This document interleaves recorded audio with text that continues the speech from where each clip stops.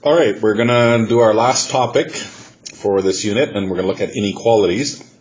Today what we're going to look at are inequalities in one variable and inequalities in two, and then in our next lesson we'll look at systems of inequalities. So to start with, an inequality is just basically using a less than or greater than symbol instead of an equal sign. So in Math 10 you would have done some of these kind of questions where if you had something like x is greater than 3, on a graph, we represent that as an open circle pointing to the right. If you had x is less than negative 7, open circle pointing left. And if it's greater than or equal to, we use a closed circle or a colored in circle. So to solve these things, basically anytime you get an equation in one variable, we want to solve it just like a regular equation. So today we're just going to look at just linear ones, and we'll do quadratics later on.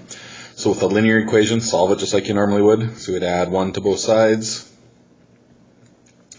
So you'd end up with 4x is greater than 7, or greater than 8, divide by 4 on both sides, and we get x is greater than 2. So that's where we put it on our number line, because it's greater than, open circle, pointing to the right. Okay, so that's pretty easy. So open dot for greater than or less than, and a closed dot for greater than or equal to or less than or equal to. And then we just point the arrows left or right. So if you always write your answer as x first, that that symbol, in this case it's less than, you can kind of see it's sort of like an arrowhead pointing to the left. So in this case we'd have a solid dot at 5 pointing to the left. Okay, so let's do a couple more. So in this case we bring the 1 over to the other side. So we'd have minus 2a is less than or equal to 4. Now if we divide by negative 2, you'd have x, or a is less than or equal to negative 2. The trick is we got to be really careful with the negatives. So if we graph this one, we'd have everything less than negative 2. So it'd be a solid dot pointing to the left. But if we actually plug in that number, so if we try a number like negative 3, we plug that back into the original,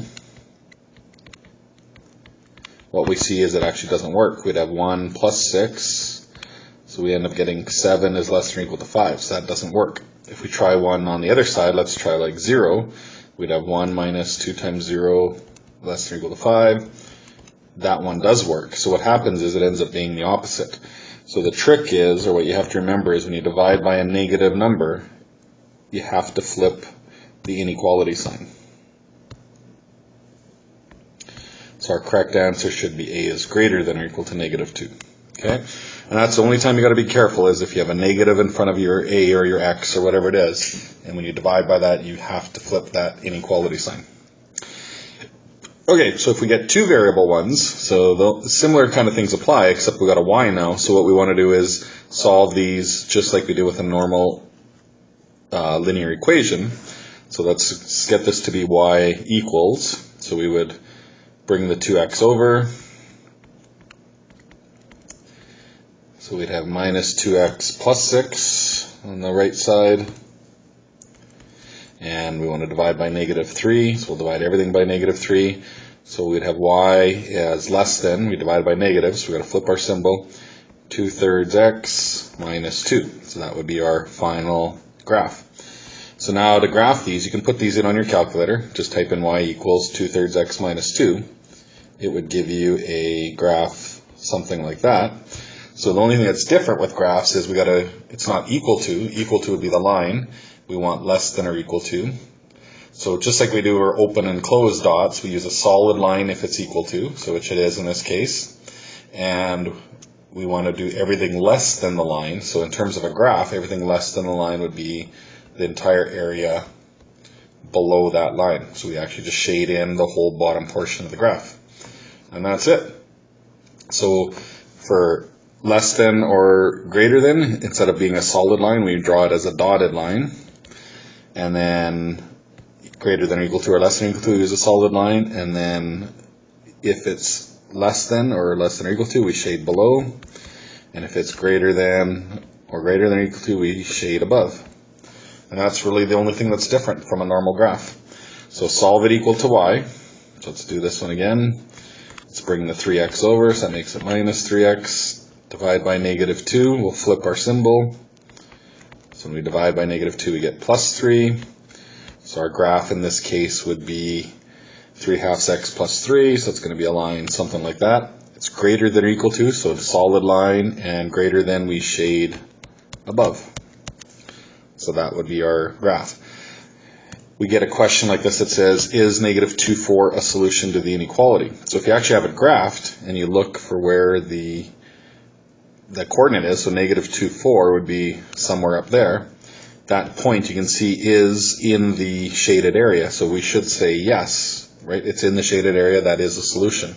Or mathematically, we could just plug it into equation, go back to our original, plug in negative 2 for x, positive 4 for y, and actually see if it's true or not. So you'd have negative 6 minus 8, so that's minus 14. Is negative 14 less than or equal to negative 6?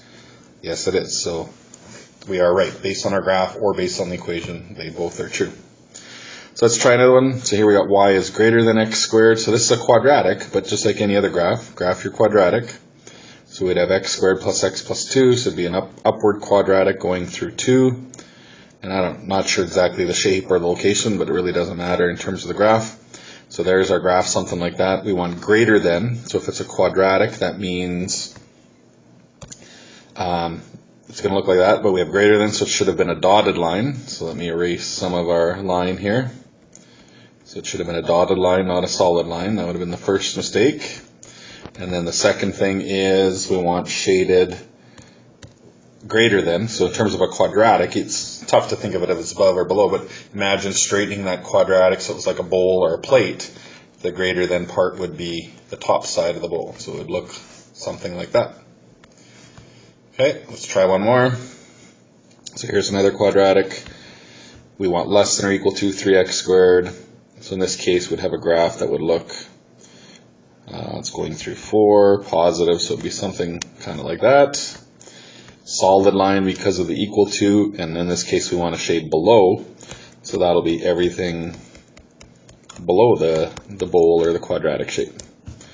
And that's it.